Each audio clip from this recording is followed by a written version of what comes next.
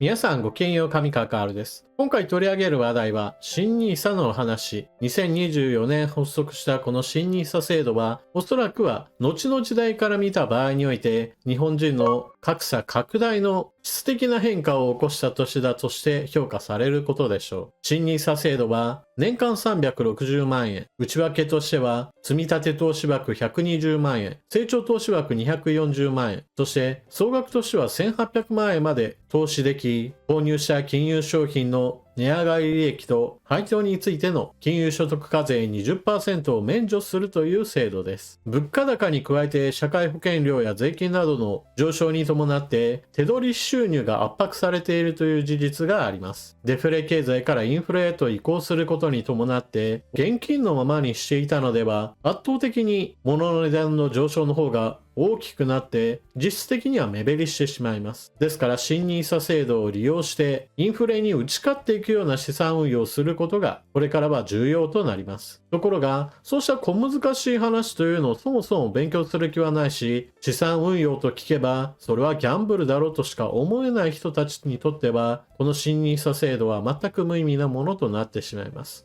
ですから、この制度を理解し、手堅く運用していく人たちが長期積み立て、分散投資をしていく場合においては、そうしなかった人たちとの歴然とした差がだんだんと広がっていくこととなります。それも年数が長くなればなるほど、その差は拡大の一途をたどり、決して追いつくことはできなくなるでしょう。ただ、同時にそのようにして新 NISA を使い切ることができる人たちにとっては良いのですが、周りの人たちが次から次と新 NISA を利用し始めることによって、遅れてはなるまいと、ものすごい大急ぎで、あんまりよく分かっていないんだけれども、一気に360万何としてでもこの1年で使い切らねばみたいな思い込みをしている人たちもいます。そのような焦る気持ちを持つ人たちの気持ちは分かりますが、少し基礎的なところから様々な知識を身につけつつ投資へ踏み出すことが大事でしょう。このチャンネルでは一般的には政治的な話題が多いわけですが、政治のことを考える上で経済的な安定性といったものも考えなければなりません。日々の生活が苦しいのであれば、政治に関心を向けることもまた難しいものです。さて、そのようにして政治に関心をお持ちの方たちに言いたいこととして、皆さんは日本の未来が明るいとお思いでしょうか？私は全くそうは思っていません。日本の未来は非常に厳しい。このままだと問題ばかりが様々多くの人たちに苦難をもたらすことでしょう。ただし、だからといって政府が悪いんだ、政府が何もしなかったから私が不幸になるのは全く仕方がないんだみたいに誰かの責任にして自分が何の努力もしなくてもいいかのような考えをするのは危険極まりないです。少なくとも未来に対する備えを自分で取り組む努力はすべきです。新 NISA は少なくとも経済的な問題においては、この制度を利用し、多くの人々が経済的な苦しさを延々と味わうことがないようにするのに非常に役立つものです。ただ、NISA 制度は金融所得課税 20% が免除されるとあって、こんな美味しい話はない。このような美味しい話の裏には、きっと政府の陰謀があるに違い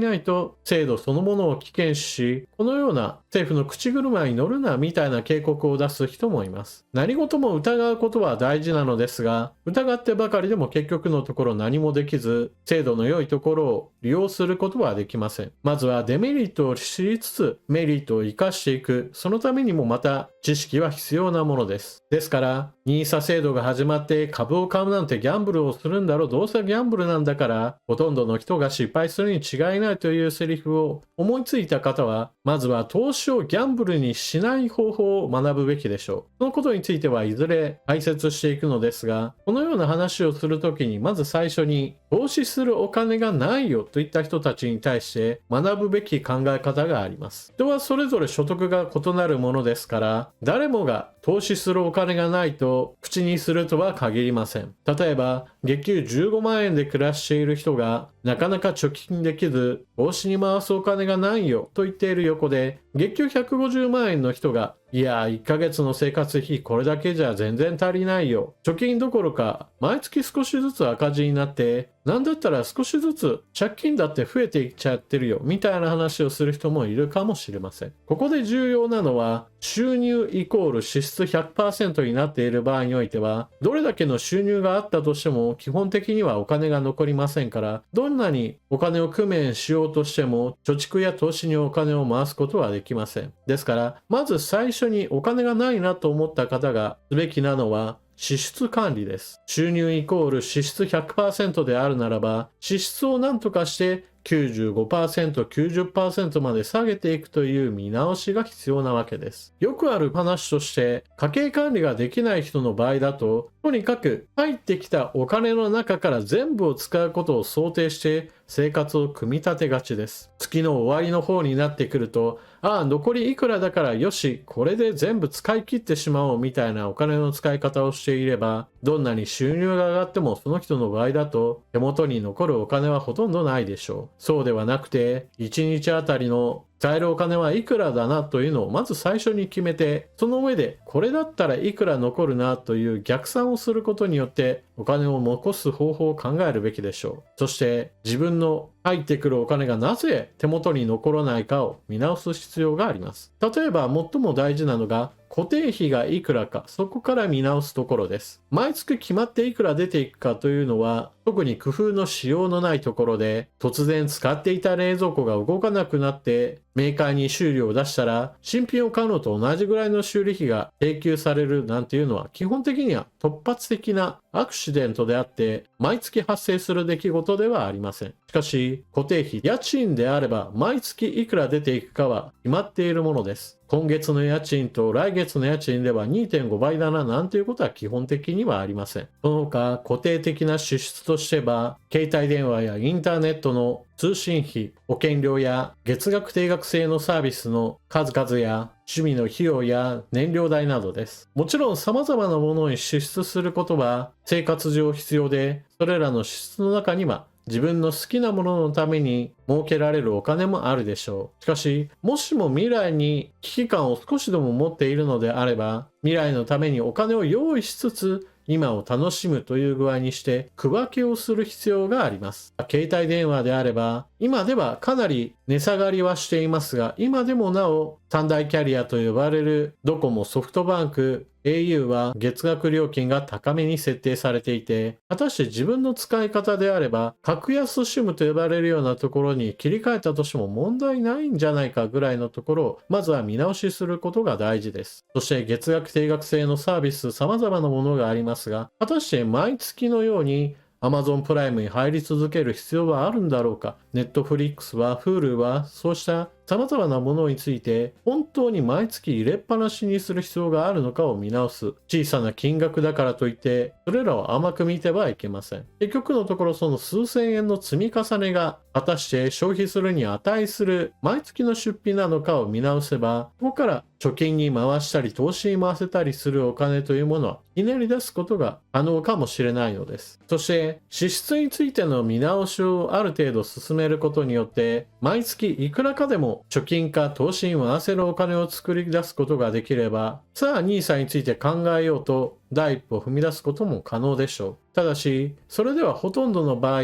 本当に少ない額しか投資することができませんから、まだまだ NISA 口座にお金を入れるよりも、他にすべきことがないかをチェックする段階です。支出について見直した後は、収入をアップさせることを考える。こちらの方向に目を向けましょう。例えば、副業をする。いやいや、そもそも仕事を変えよう。いやいや、もう誰かに雇われるんじゃなくて、自分が会社経営者になろうといった具合にして選択肢はいくつかあります。副業ができるかどうかは、今どんな仕事をしているかにもよるし、会社にも影響されるものです。ただ、できるのであれば、自分の無理のない範囲で副業をスタートさせるのは悪いことではありません。特に現在ではインターネットを活用して、初期投資に大きな額が必要ない形での副業を始める手も、様々インターネット上では知識として転がっていますから、何が自分に合うかを試し続けるといったものも一つの手でしょう。また、現在働いている会社に不満があるし、居心地も悪い、もしくはブラック企業だといった方については、なるべく速やかに他の会社に移ることを考えるべきでしょう。特にブラック企業の場合だと自分の心と体が破壊される危険性があるため、これは資産運用抜きの話として最も素早く取り組まなければならない問題です。また、人間関係で問題があるな、この職場には一緒に働くと自分の精神的なストレスが大きいなという場合合であれば、現在の職場で働きつつ転職活動するというのも手でしょう。何も今すぐ仕事を辞めなさいという話ではなく、転職先があるかどうかを探るための活動といったものを行うのも未来の選択肢を増やす行動です。そして、もう誰かに雇われたくないといったことを思うのであれば、もう自分自身が事業者になるという手もあります。この場合だとどこまでやるかは人それぞれで、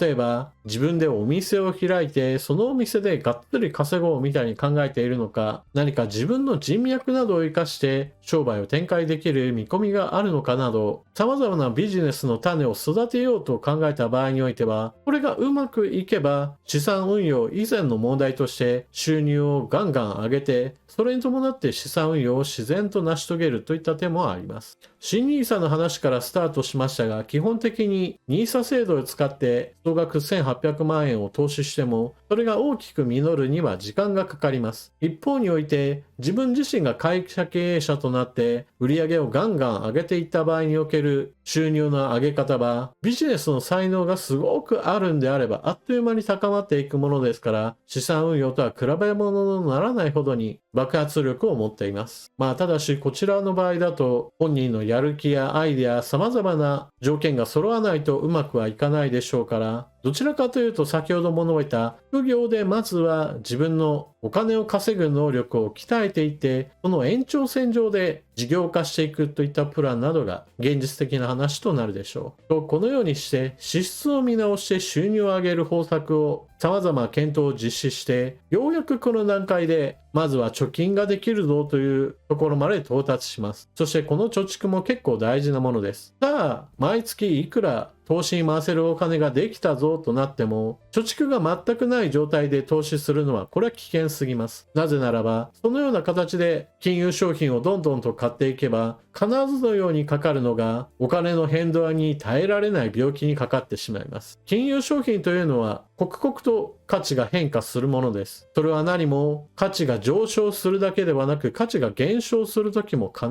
ず来ます。どのような価値変動が起こるにしても、大抵の場合は上げ下げといったものが常に発生して、全体のトレンドとして、もしくは全体の結果として上がった下がったという話になるものですから、貯金が全くない状態で全額投資するなどというのは、日々激動する自分の資産の上下動に精神的に耐えられなくなってしまいます。何か仕事をしている人であれば、トイレに行ってくると言って必ずのようにスマートフォンで自分の資産価値の上下を見て、ハラハラドキドキするような日々を過ごすこととなり、まともな精神状態を保つことが難しくなっていきます。ですから、そのようなことにならないために、大事なのは、そもそも投資する前に、まずは生活資金を半年分程度は現金で置いておきましょう。その上で余裕資金が生まれてくるその分だけを投資していけば、購入した金融商品の日々の変動に心がとらわれることなく、長期的に継続的に投資することが可能になるというわけです。そして投資する上で必勝法と言われているのがこの長期、継続、分散、この3つです。なぜ長期的に投資するのが大事かといえば、相場には必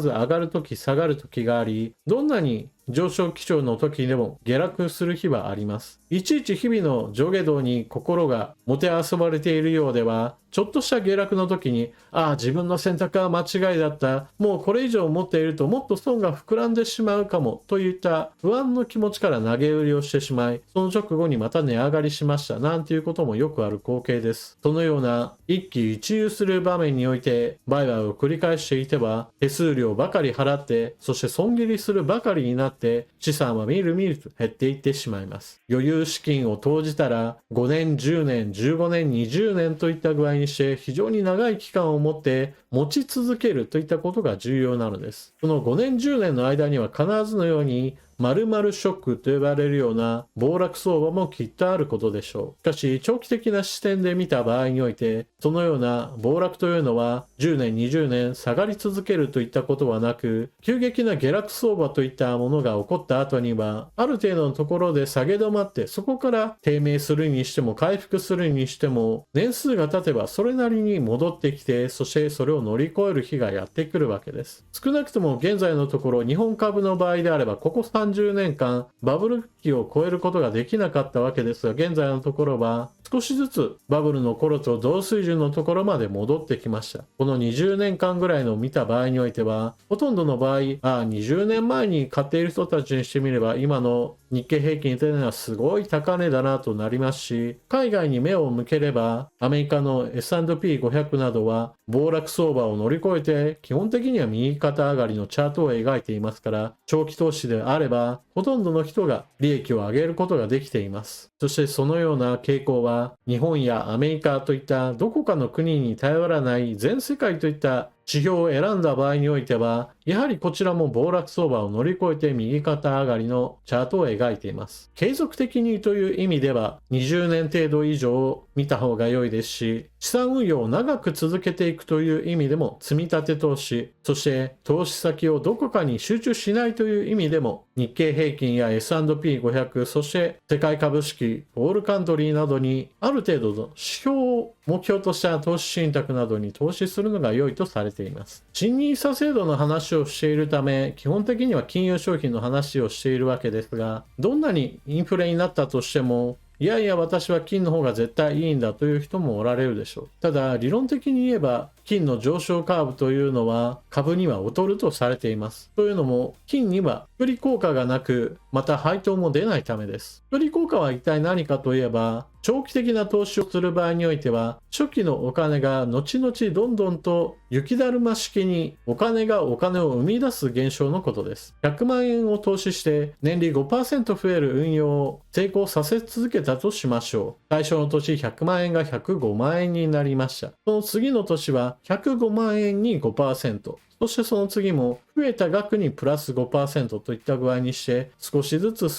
お金が増え続けるわけです。そして年月の経過とともにそれに加えてまた少しずつ積み重ねて投資額を増やしていけば、やはりそれもまた後々お金が増える種となっていくわけです。一方において金に投資するということはそうした複利効果は全くありませんから、金相場が上がるかどうかが全ての勝負となります。そして持ち続けている間配当金などが出るわけではありませんから、その部分についてもある程度自分の中で飲み込んでおく必要があります。さらには NISA 制度のような所得に対する免除はありませんから、金価格が上がってよかったなと思って売却益を得た場合においてはちゃんと税金を払う必要があります。そのため金への投資というのは分散投資の意味合いで、株や債券、不動産、金、そういったいくつかある選択肢の中の一つに数えられることが多いです。何にしても非常に重要なことなのですが、周りの人がどんなに新NISA制度がいいですよ、だから今すぐやらないとダメですよみたいな煽っている人たちがいたとしても、今回の動画で私が言い続けているのは NISA に取り組む前にすることが